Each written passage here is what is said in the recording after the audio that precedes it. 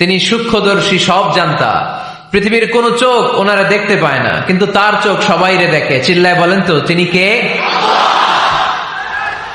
সব তিনি দেখতে পান, সব তিনি শুনতে পান।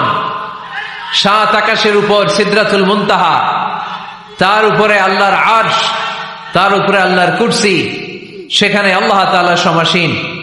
এই আরশের উপর থেকে আল্লাহ তাআলা জমিনের অতল গহ্বরে, কোন জঙ্গলে, কোন গুহার ভিতরে কোন পিপিলিকাও যদি হেঁটে যায়, আল্লাহ বলে এত উপর থেকে ওই পিঁপড়ার হেঁটে চলার পায়ের আওয়াজটাও আমি আল্লাহ শুনতে পাই।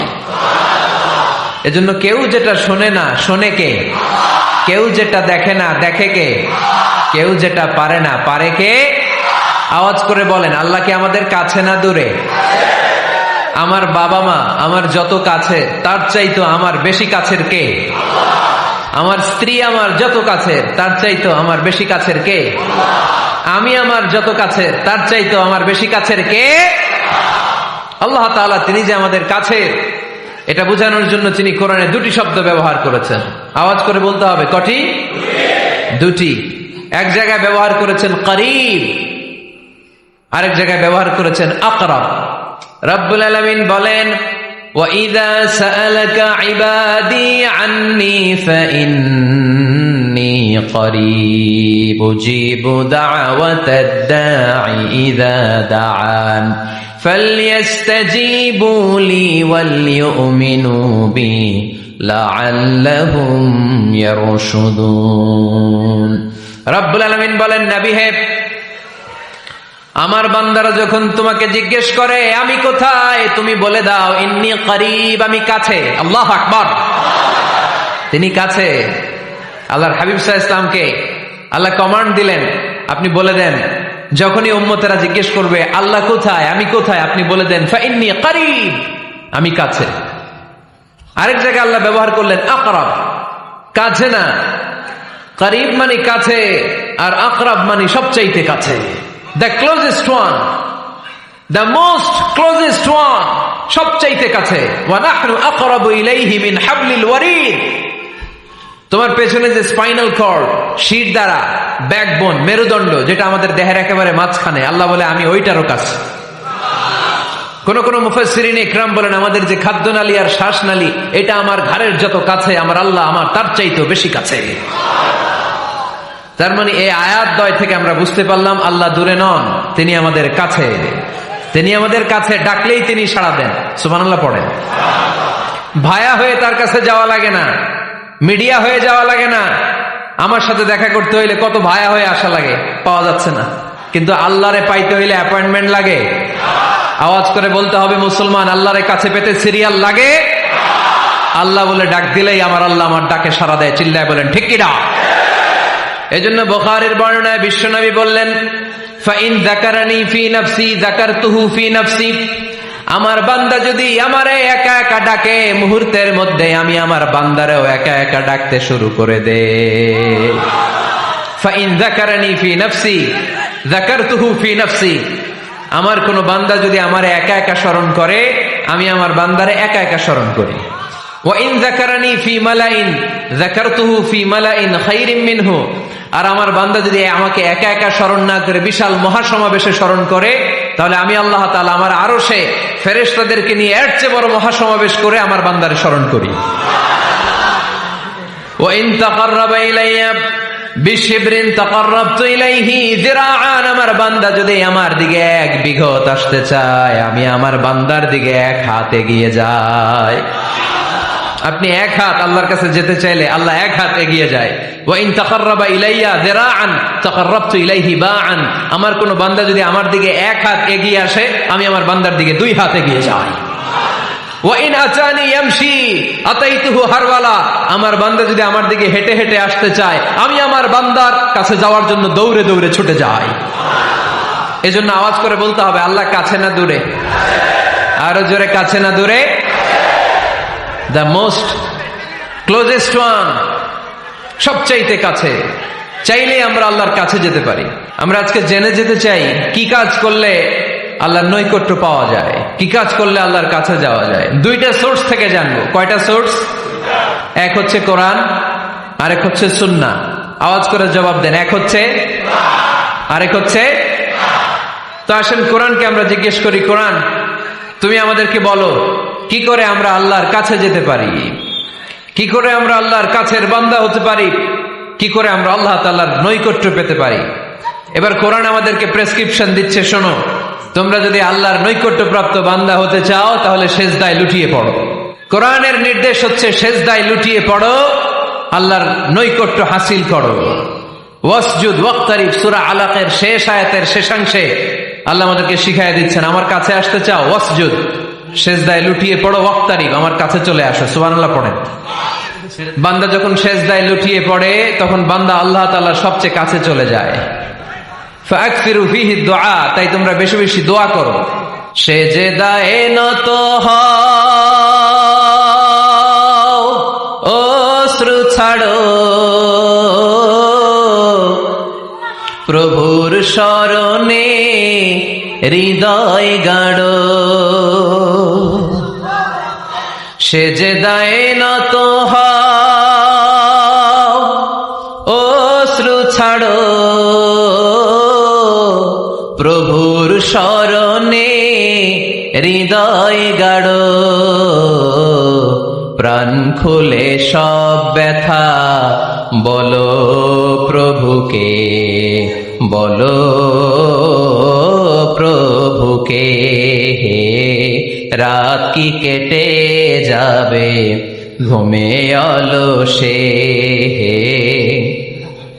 রাত কি কেটে যাবে ঘুমে অলসে। তুমি কি জানবে না তোমার নিজেকে, প্রভুকে। রাত কি কেটে যাবে ঘুমে অলসে, ঠিক কিনা? ঘুমে অলসে আমাদের রাত কেটে যায়, সেজদা দেওয়ার সময় নাই। কখন প্রভুর দরবারে হাজিরা দেব, কখন সেজদা দেব? আল্লাহর হাবিব সাল্লাল্লাহু আলাইহি ওয়াসাল্লাম বললেন, আকরাবু মা ইয়াকুনুল আবদু মির রাব্বিহি ওয়া হুয়া সাজিদ ফাকসিরু ফীহি দুআ। তোমরা যখন সেজদায় লুটিয়ে পড়ো তখন তোমরা আল্লাহর সবচাইতে কাছে চলে যাও। এজন্য ওই সময় বেশি বেশি আল্লাহর কাছে চেয়ে নাও। সুবহানাল্লাহ পড়েন। মনের যত আকুতি আছে, যত জ্বালা আছে, যত বেদনা, সেজদায় পড়ে আল্লাহরে বলার দরকার আছে না নাই? কারণ কেউ যেটা শোনে না, শোনে কে? পরীক্ষায় ভালো করতে চান, সেজদায় লুটিয়ে পড়ে আল্লাহরে বলেন। নেককার স্ত্রী চান, সেজদায় পড়ে আল্লাহরে বলেন। নেককার সন্তান চান, সেজদায় লুটিয়ে পড়ে আল্লাহরে বলেন। বিসিএস পরীক্ষায় টিকতে চান, সেজদায় লুটিয়ে পড়ে আল্লাহকে বলেন।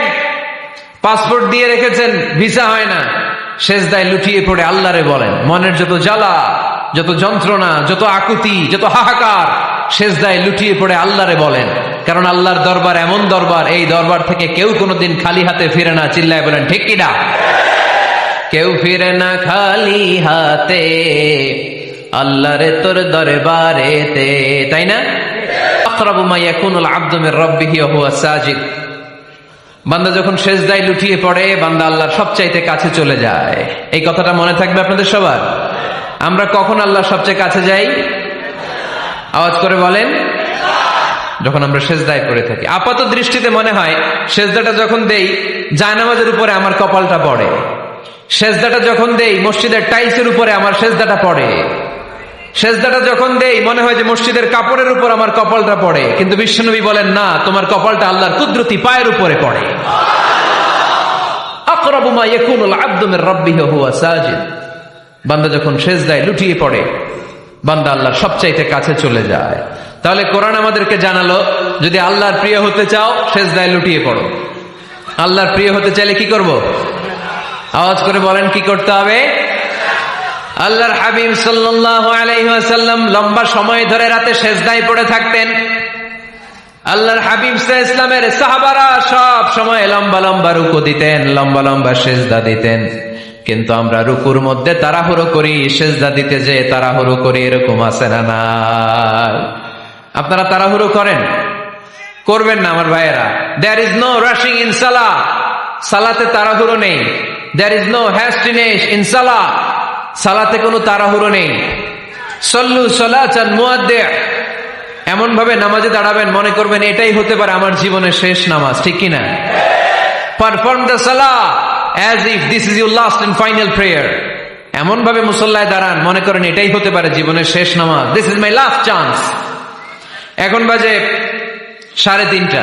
কেউ যদি বলে আসরের যে নামাজটা পড়বেন এটাই আপনার জীবনের শেষ নামাজ, ওই নামাজ আপনি তাড়াহুড়া করবেন? কথা বলেন। আরে কাঁদতে কাঁদতে আপনি শেষ। এত সুন্দর ওযু বানাবেন, এত সুন্দর আতর মেখে যায় নামাজ বিছিয়ে পাঞ্জাবিটা পরে আপনি নামাজে দাঁড়াবেন। রুকুতে কি সুন্দর রুকু করবেন, লম্বা সময় সেজদা করে চোখের পানি দিয়ে তো সেদিন আপনার যায় নামাজ আপনি ভিজিয়ে দিবেন, ঠিক কিনা? কেন এমনটা করবেন? কারণ আপনি জেনে গিয়েছেন এটাই আমার শেষ নামাজ, তাই না? তো প্রতিটা নামাজের সময় এই জিনিসটা ভাবলে সমস্যা কোথায়?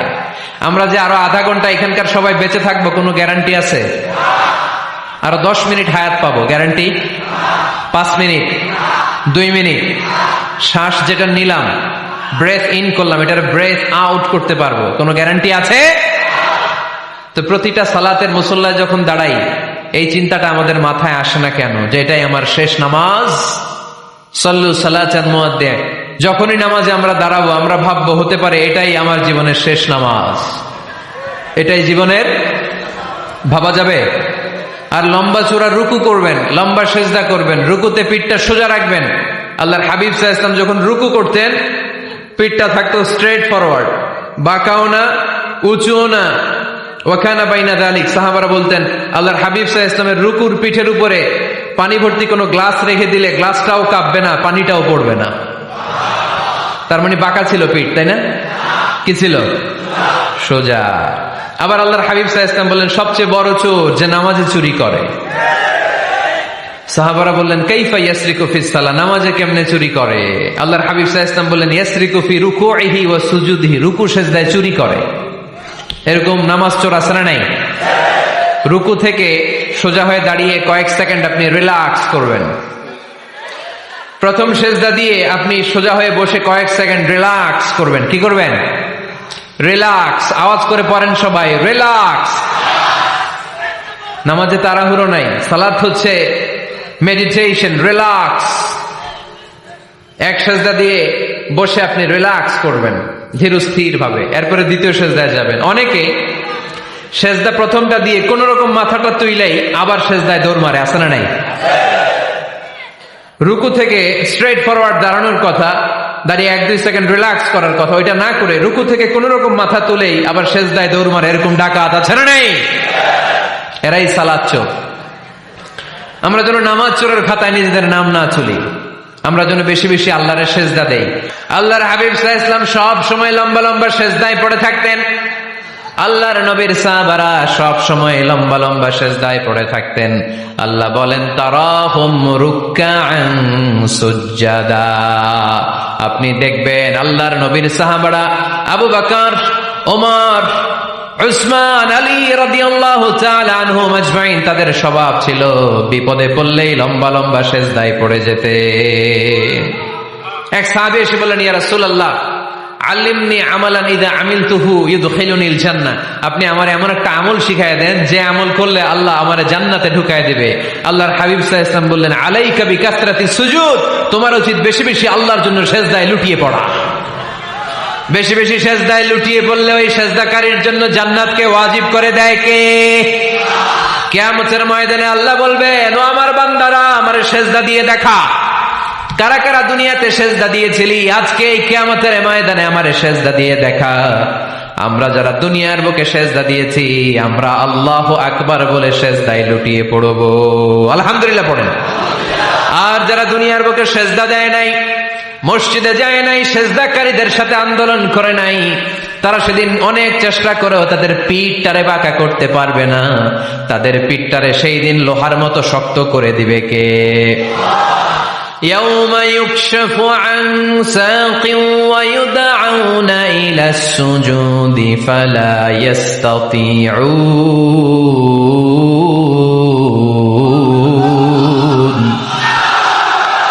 সেদিন আল্লাহ তাআলা উনার পায়ের গোছা উন্মুক্ত করবেন, পায়ের গোছা দেখাবেন আর বলবেন সেজদা দাও, সেজদা দাও। কারা দুনিয়াতে সেজদা দিয়েছো এখনই টের পাওয়া যাবে। আমরা আল্লাহু আকবার বলে সেজদায় লুটিয়ে পড়বো, কিন্তু যারা দুনিয়ায় সেজদা দেয় নাই এরা অনেক চেষ্টা করো পিঠটারে বাঁকাই করতে পারবে না, সেজদাতে দূরের কথা, এদের পিঠটারে লোহার রডের মতো শক্ত করে দিবে কে? এই দুনিয়াতে আমরা খালি চোখে যা দেখি সবকিছু সেজদা করে কারে? সূরার রহমানে আল্লাহ বললেন ওয়ান নাজমু ওয়াশ-শাজারু ইয়াসজুদান, আকাশের তারকারাজি আর জমিনের বৃক্ষরাজি সবকিছু সেজদা দেয় একজন রে, তিনি কে? আকাশের তারাগুলো সেজদা দেয় কারে? এই গাছপালাগুলো সেজদা দেয় কারে? দেখছেন কোনদিন? দেখেন নাই? ওই চোখ আমাদের নাই, তাই আমরা দেখি না। এই পৃথিবীর সবকিছু জিকির করে আল্লাহ, কিন্তু এই কান আমাদের নাই, এজন্য আমাদের কান দিয়ে আমরা শুনি না। রব্বুল আলামিন বলেন ওয়া ইম মিন শাইইন ইল্লা ইউসাব্বিহু বিহামদিহি ওয়ালাকিন লা তাফকাহুনা তাসবিহাহুম। নবমণ্ডল ভূমণ্ডল যেখানেই যেটা থাকে না সবকিছু জিকির করে কার? এই যে আকাশের পাখিগুলো উড়ে বেড়ায়, পাখিগুলো জিকির করে কার? নদী নালা জিকির করে কার? সাগর মহাসাগর জিকির করে কার? পাখিরা যায় উড়ে যায় আকাশের ওই নীলিমায়, নদীরা যায় ছুটে যায় সাগরের ওই মোহনায়। পাখ পাখালি আর সাগর নদী, পাখ পাখালি আর সাগর নদী কার গুণগান গায়? আল্লাহু আল্লাহ আল্লাহু আল্লাহ আল্লাহর গুণগান গায়। সবাই পড়েন আল্লাহু আল্লাহ আল্লাহু আল্লাহ আল্লাহর গুণগান গায়। সুবহানাল্লাহ পড়েন। ওয়া ইম মিন শাইইন ইল্লা ইউসাব্বিহু বিহামদিহি ওয়ালাকিন লা তাফকাহুনা তাসবিহাহুম। পৃথিবীতে যা দেখো খালি চোখে সবকিছু আল্লাহর তাসবিহ পড়ে, সব আল্লাহর জিকির করে, সব আল্লাহর সিজদা দেয়। ওয়ান নাজমু ওয়াশ-শাজারু ইয়াসজুদান, আকাশের তারা দুনিয়ার বৃক্ষরাজি সিজদা দেয় একটা সত্তাকে, তিনি কে? অস্ট্রেলিয়ায় একটা শহর আছে সিডনি, সিডনিতে একটা জঙ্গল আছে, ওই জঙ্গলে একটা গাছ মানুষের মতো করে টু দ্য ডাইরেকশন অফ কিবলা, কেবলামুখী হয়ে এখনো রুকু দিয়ে আছে। সুবহানাল্লাহ পড়তে পারলেন না আওয়াজ করে? অনেক ক্যালেন্ডারে ছবিটা দেখা যায়, পেপার কাটিং আমি দেখেছি। একেবারে মানুষের মতো গাছটা, এটা এমন ভাবে বড় হয়েছে, এটা বড় হয়ে এমন ভাবে বেন্ড করেছে, মাথাটা বাঁকা হয়ে টু দ্য ডাইরেকশন অফ কিবলা, কেবলামুখী হয়ে রুকু করে আছে। অনেক গাছ আছে সেজদা করে আছে। গোটা বিশ্বের যা কিছু দেখা যায় সবকিছু সেজদায় লুটিয়ে পড়ে কার জন্যে? সবকিছু জিকির করে কার? ওই কান আমাদের নাই, তাই আমরা শুনি না। ওই চোখ আমাদের নাই, তাই আমরা দেখি না। কিন্তু মহাবিশ্বের সবকিছু সেজদা করে কারে? এজন্য আমরাও সেজদা করতে চাই একজনকে। চিল্লায় বলেন তিনি কে? আমরা মসজিদে একটা সেজদা দেব, আবার মাজারে যে আর একটা দেব। হ্যাঁ, সমস্যা কি? সব জায়গায় দিলাম, মসজিদেও কিছু দিলাম, মাজারেও কিছু দিলাম। কুমিল্লার ভাইয়েরা আওয়াজ করে উত্তর দাও, মুসলমান সেজদায় কোনো ভাগাভাগি চলে?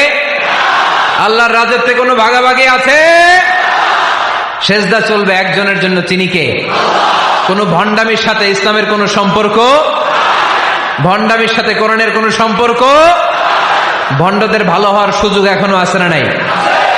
আজকের এই লাখো জনতার মাহফিল থেকে আমরা তাদেরকে উদাত্ত আহ্বান জানাই, ভণ্ডামি ছেড়ে দেন, ভালো হয়ে যান। ভালো হইতে পয়সা লাগে না।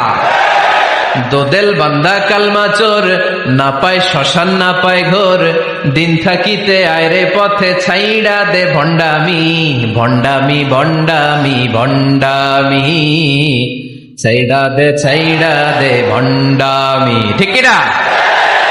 নামাজ কালাম পড়ে না, ইবলিশ শয়তানের নানা। এরকম আছে? নামাজ টামাজ নাই, লাল শালু গায়ে দেয়া, গোসল করে না, মাথার চুল দাড়িতে জট পাকানো, বছরে গোসল করে একবার, বছরের একবারে গোসলের পানি মুরিদরা খাইয়া সব শেষ। এরকম আছে না নাই? এই অপরিচ্ছন্নতার সাথে, এই নোংরামির সাথে, এই মেন্টালি ডিসঅর্ডারের সাথে পরিচ্ছন্ন ইসলামের কোন সম্পর্ক আছে? নামাজ কালাম পড়ে না, ইবলিস শয়তানের নানা, ধর্মের একখান খুঁটি ধইরা কয়দিন করবা হয়রানি। ভণ্ডামি ভণ্ডামি ভণ্ডামি, ছাইড়া দে ভণ্ডামি, ঠিক কিনা? দোদেল বান্দা কালমা চোর, না পায় শ্মশান না পায় ঘোর, দিন থাকিতে আইরে পথে ছাইড়া দে ভণ্ডামি ভণ্ডামি ভণ্ডামি ভণ্ডামি, ছাইড়া দে ভণ্ডামি। আওয়াজ তুলে বলেন ঠিক কিনা? কোন ভণ্ডামির সাথে আমাদের সম্পর্ক আছে? এই কপালটারে সৃষ্টি করেছে কে? আমার দেহটারে তৈরি করেছে কে? আমার এই কপাল দিয়ে সেজদা পাওয়ার উপযুক্ত একটাই সত্তা, চিল্লায় বলো মুসলমান, তিনি কে? মনে থাকবে? আল্লাহ ছাড়া অন্য জায়গায় সেজদা দিবেন? মাজারে সেজদা দিবেন? বাজারে সেজদা দিবেন? সেজদা দিবেন কারে? সেজদা দিলেই লাভ, সেজদা দিলেই। তাহলে কোরআন আমাদেরকে শেখালো ওয়াসজুদ ওয়াক্তারিব, prostrate and be closer to me. তোমরা না আল্লাহর কাছে যেতে চাও? তোমরা না আল্লাহর নৈকট্য প্রাপ্ত বান্দা হতে চাও?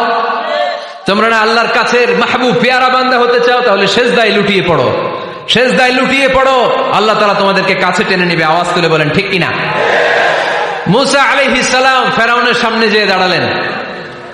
ফেরাউনের জাদুকররা বিশাল বড় বড় বাঘ বানালো, সিংহ বানালো, সাপ বানালো।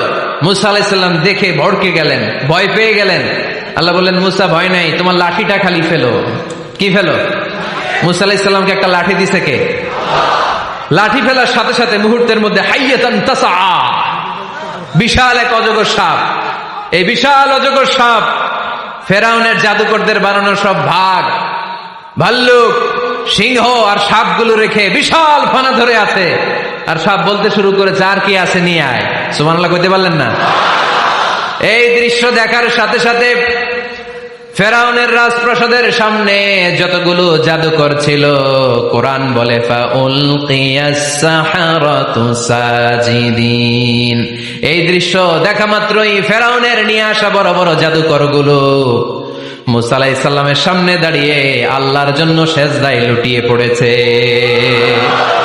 ফাউলকিয়াস সাহারাতু সাজিদিন, সেজদায় লুটিয়ে পড়ে ঘোষণা দিল, আমি ফেরাউনরে মানি না, আমি কোন নাস্তিককে মানি না, আমি মুসার রব, হারুনের রব, বনি ইসরাইলের রব, আল্লাহর জন্য সেজদায় লুটিয়ে পড়লাম। চিল্লায় পড়েন আল্লাহু আকবার।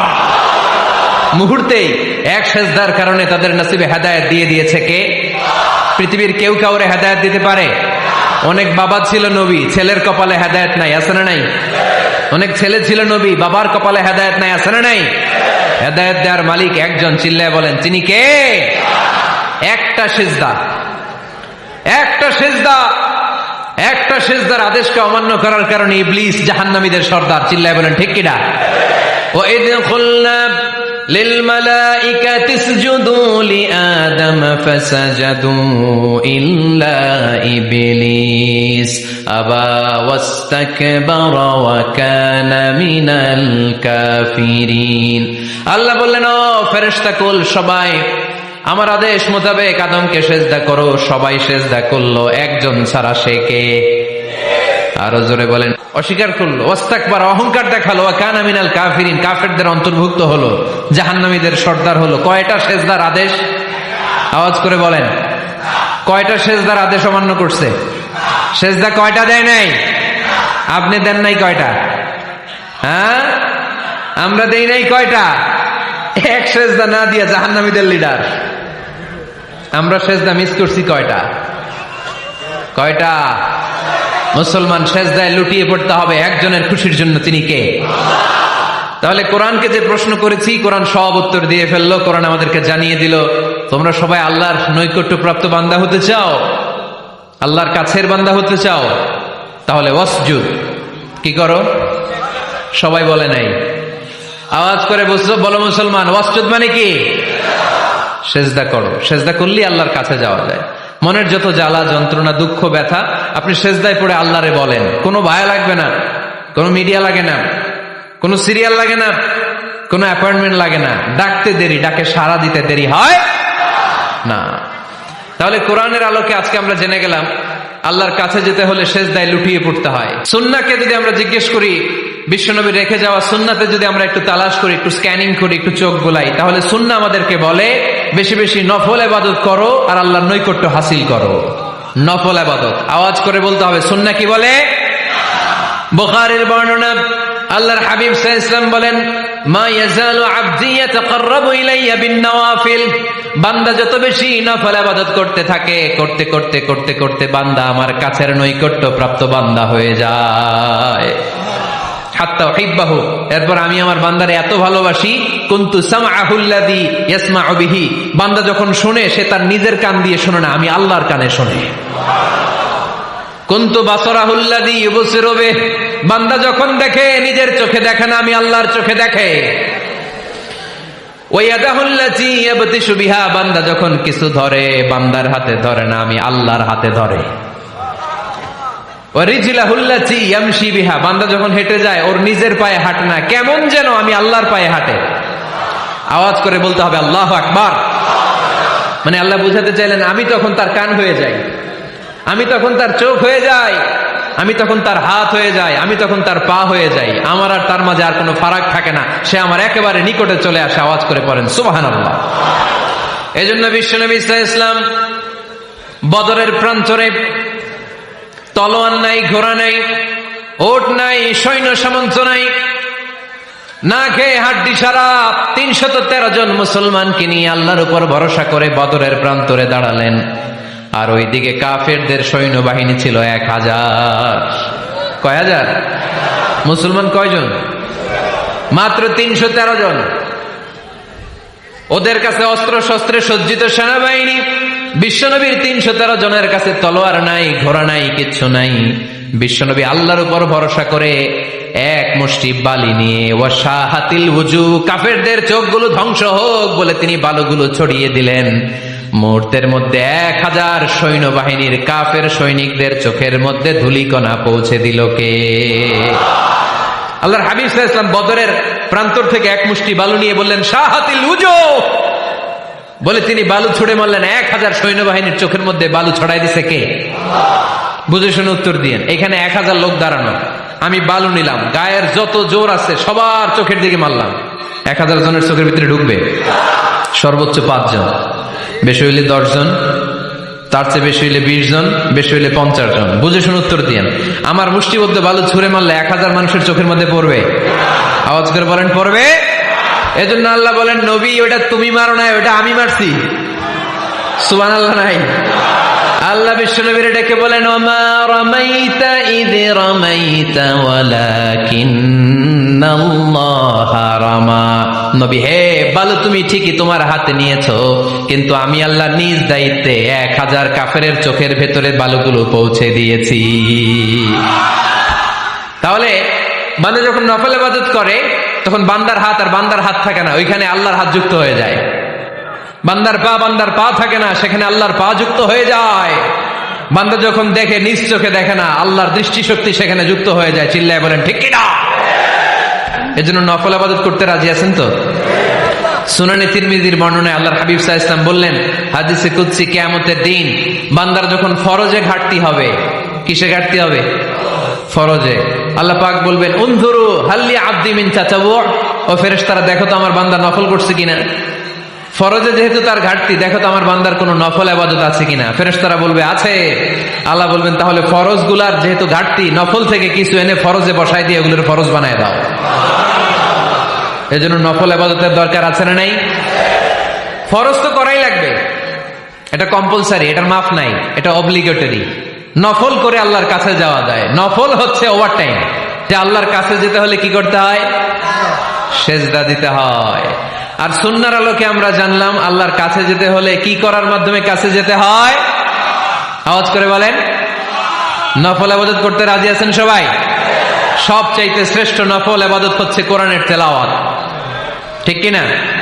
আল্লাহর হাবিব সাল্লাল্লাহু আলাইহি ওয়াসাল্লাম বললেন নফল ইবাদতের মাধ্যমে আল্লাহর কাছে যেতে চাও, নৈকট্যপ্রাপ্ত বান্দা হতে চাও, আফদলুল ইবাদাতি তিলাওয়াতুল কোরআন। সবচাইতে যত নফল ইবাদতের লিস্ট হতে পারে, এই লিস্টে র্যাঙ্কিং এ 1 নাম্বার থাকবে কোরআনের তেলাওয়াত। এই কোরআন তেলাওয়াত করতে রাজি আছেন তো? আমার হাতে যে কিতাবটার নাম কি? সবাই বলতে পারেন নাই? আওয়াজ করে বলেন তো কিতাবটার নাম? এই কিতাবে ভুল আছে, সন্দেহ আছে, সংশয় আছে? এটা আলোর পথ দেখায়। এই কিতাব মানুষকে মানুষের মতো মানুষ বানায়, ঠিক কিনা? গরুর পেট থেকে বেরোলে ওটা গরু, ছাগলের পেট থেকে বেরোলে ওটা ছাগল হয়, মানুষের পেট থেকে বেরোলে ওটা মানুষ হয় না, ওটার মানুষ বানাইতে হয়। মানুষ বানানোর জন্য কোরআন পড়ার দরকার আছে না নাই? তাহলে নফল আবাদত করে আমরা আল্লাহর নৈকট্য পেতে চাই। এক নাম্বার যে আবাদতের কথা আপনাদেরকে শোনালাম সেটা হচ্ছে কোরআনের তেলাওয়াত। রাজি আছেন সবাই? ফজরের পরেই এই নিমসার এলাকায়, এই কুমিল্লা এলাকায় কোরআনের সুমধুর বাণীতে আমাদের গ্রামগুলো মুখরিত থাকতে হবে। আওয়াজ করে বলেন ঠিক কিনা? একটা সময় ছিল আমার বাংলার ৬৮,০০০ গ্রাম থেকে ফজরের পর কোরআনের ধ্বনি শোনা যেত। ৬৮,০০০ গ্রাম থেকে মক্তবগুলো থেকে আল্লাহর বাণী শোনা যেত। কিন্তু এখন নানা ষড়যন্ত্রের কবলে পড়ে আমাদের মক্তব বন্ধ হচ্ছে, আমাদের কোরআন তেলাওয়াত থেমে যাচ্ছে। কোরআনের তেলাওয়াত কশিন কালেও থামায় দেওয়া যাবে না। চিল্লায় বলেন ঠিক কিনা? রোজ সকালে শুনতাম আগে আল কোরআনের বাণী রে, আল কোরআনের বাণী। এখন শুনি সারে গামার দীপ্ত ফ্যান ফ্যানানি। ধর্মপ্রাণ মুসলমান আজকাল হয়েছে মডার্ন। ধর্মপ্রাণ ধর্মপ্রাণ আমরা বড়ই ধর্মপ্রাণ। নামাজ রোজার কিছু নাই, ভুলেও ধরি না কোরআন। ধর্মপ্রাণ ঠিক না? প্রতিদিন কোরআন শিখায় যে তার পকেট যায় ফাঁকা রে, তার পকেট যায় ফাঁকা। সপ্তাহে 2 দিন গান শিখায় যে নেয় তো 1000 টাকা।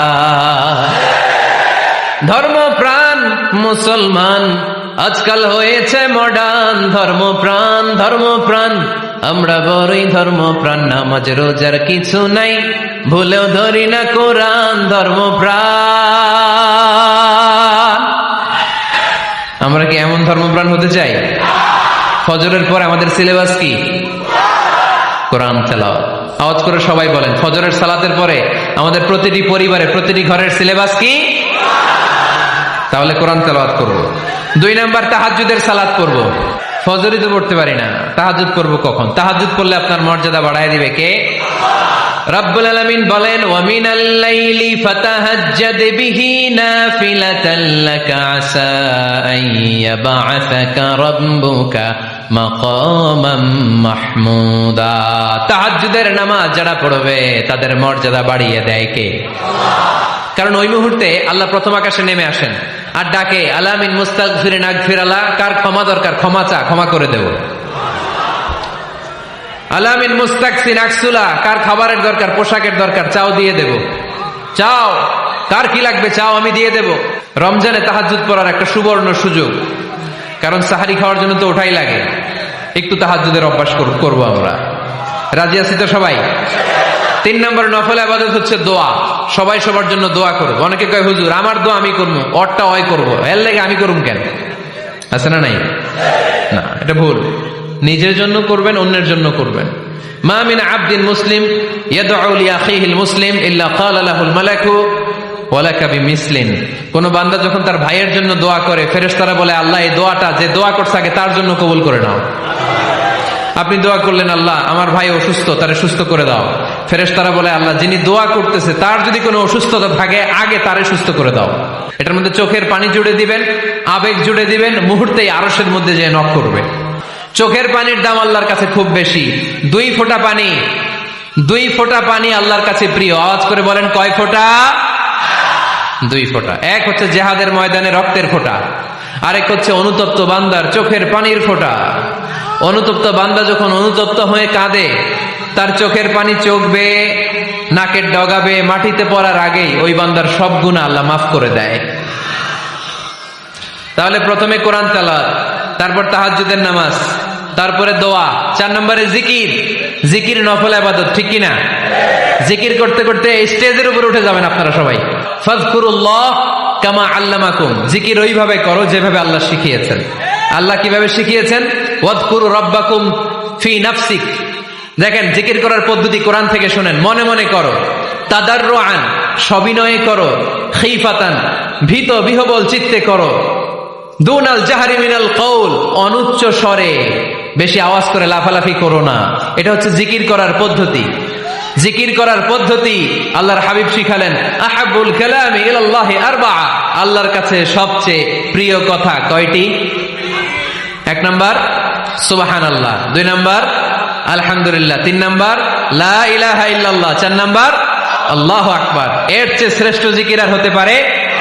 আবার আল্লাহর হাবিব সাল্লাল্লাহু আলাইহি ওয়াসাল্লাম বললেন, মান ক্বালা লা ইলাহা ইল্লাল্লাহ দাখালাল জান্নাহ, একবার লা ইলাহা বলে যে মরতে পারবে তার জন্য জান্নাত ওয়াজিব করে দিবে কে? আল্লাহ।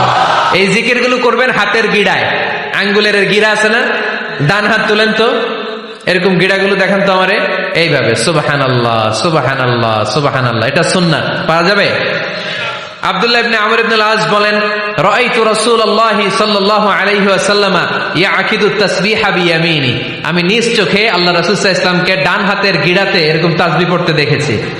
সুবহানাল্লাহ পড়েন, নীরবে নিঃশব্দে জিকির করবেন। হ্যাঁ, এটা ঠিক।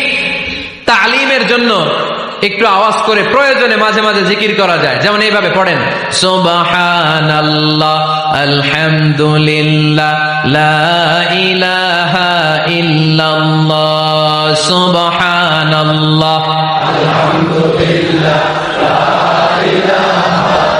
লা ইলাহা ইল্লাল্লাহ মুহাম্মাদুর রাসূলুল্লাহ সাল্লাল্লাহু আলাইহি ওয়াসাল্লাম।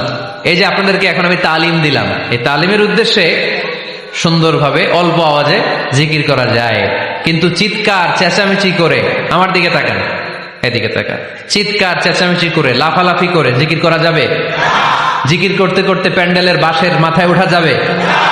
যিনি জিকির পরিচালনা করতেছেন ওনার ঘাড়ে ওঠা যাবে? যাবে?